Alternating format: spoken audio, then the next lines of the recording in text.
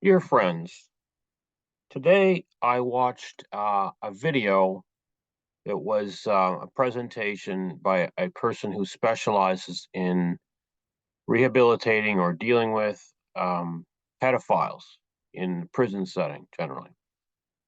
And it was very interesting. There's a lot of good information. And I think some of you may have probably encountered this video also. But um, I'd like to address something about the pedophiles in the two by two system.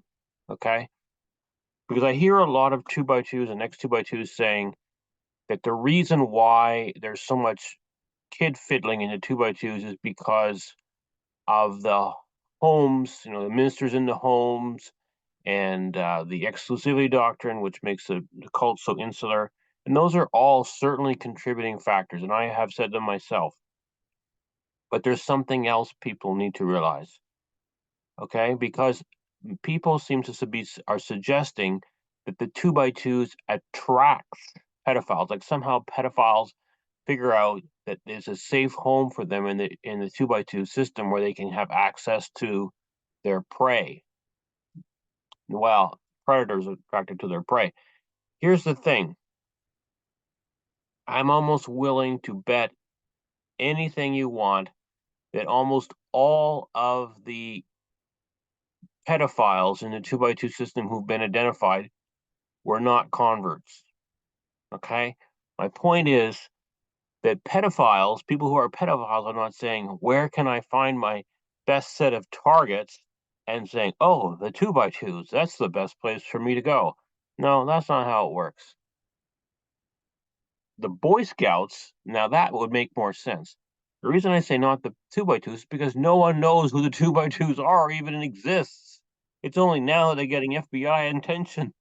Before that, no one knew or heard about them. So what's going on? My point is that the high prevalence of pedophiles in the two by twos is because the two by twos are creating their own pedophiles. Okay, they're creating their own pedophiles. Now, I've said in a prior video that a lot of the kid fiddling was of post-pubescent children. Okay, male two by two minister on a post-pubescent girl, underage girl. That's a true statement. There are also cases of two by twos on prepubescent children, mostly girls, but some boys. Now, why? Because those are clearly pedophiles, right? The other ones are, but there's another term for them. But what is going on? And I'm going to tell you that pedophiles are, it's a mental illness, clearly, right? Now, how do you get this mental illness? Is it born? Are you born with it? Likely not. Likely something happened in your childhood which created this. Now, some people say, well, pedophiles are people who were diddled themselves as kids. Well, it turns out only about a third of pedophiles were diddled themselves as kids. So there's something else going on. And I think there's a lot of opportunity here for a research scientist to figure this out by studying the two by two population, because you'll find out that the two by two childhood in general for most two by twos was a hell zone. And what I mean, the first issue is most two by two childhood home lives were abusive. The father was abusive of the mother. Even if he wasn't physically abusive, he was certainly psychologically abusive. And that is because the two by two system is set up with a woman. All the females are basically second class citizens. Even the ministry tells you that. Then the second is that the parents or the fathers were usually abusive of the children. Okay. But more importantly, or let's say coincidingly with this, is that the two by two parents basically turned their own children into weirdos. How did they do that? They made sure that it was almost impossible for these children to fit in with their peer groups at school.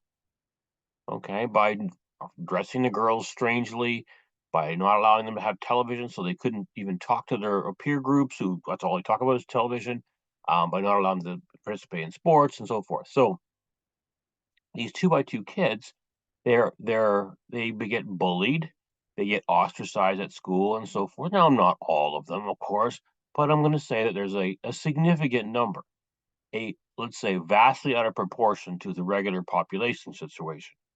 And so these children are unable to form proper relationships with people their own age. And they end up, forming relationships with people who are, let's say, easier for them to relate to. Well, that would be children, right? It's commonly said that pedophiles are very friendly people, but they're very immature. Well, that would make sense because these 2 by 2 children have never progressed past the early, age 6, age 7, age 8 levels of development because they were getting ostracized and bullied at school because of their parents basically turning them into weirdos. Then there's the issue. There's a significant number of the 2 by 2 ministers are homosexuals. I mean, I've heard estimates that there's credible estimates. There's 40% are homosexual. I mean, I think the female ministers there's a super high level of homosexuality, and if you look at how many 2 by 2 ministers are female, it's probably 65%. So there's something going on, right? Why this level of sexual deviance, either the pedophilia or the homosexuality? Well, the childhood, clearly, right? If you ostracize children at school and bully them and so forth, they are unable to relate to their peers, and so they view their peers. They want what's the thing for children? All children want to identify with their peers, right? The that's why they talk about peer pressure and all this because their peer group acceptance is the most important thing for them. And if they can't get it, they end up fantasizing about getting that peer group acceptance. And if they're a boy, for example, and they can't get it, they're unable to play with the boys. They don't feel like a boy because they're not accepted as a boy. And so when they hit puberty, they end up sexualizing that desire to be with the boys, right? They they identify as those certain boys who they actually want to be. So it's a kind of messy situation that's involved with improper socialization of these boys. Don't identify as boys. They don't feel like boys. They don't feel it because they're not being treated like boys. They're being treated as if they don't belong. Now, similar case with the girls, right? The girls are unable to participate with the other girls at school. They're being ostracized. They're being treated as weirdos, and they don't have any friends. So later in life, when they finally get a friend, maybe when they're 18 or 20 or something, their first friend in their life, what happens? They pair bond with them. Very extreme pair bonding. It's the basis of all lesbian relationships. So yeah, this is a standard situation, and you can see that these 2 by 2 homes, which are so dysfunctional, and the socialization is so awful in these children, has produced a super high level of sexual deviance, and the sexual deviance has come home to roost in terms of the sexual assault of children. It's just think. Here's another thing. Most, where do 2 by 2s get their 2 by 2 ministers from? Well, very, very few of them are converts. Almost all of them are raised in 2 by 2 homes. Okay.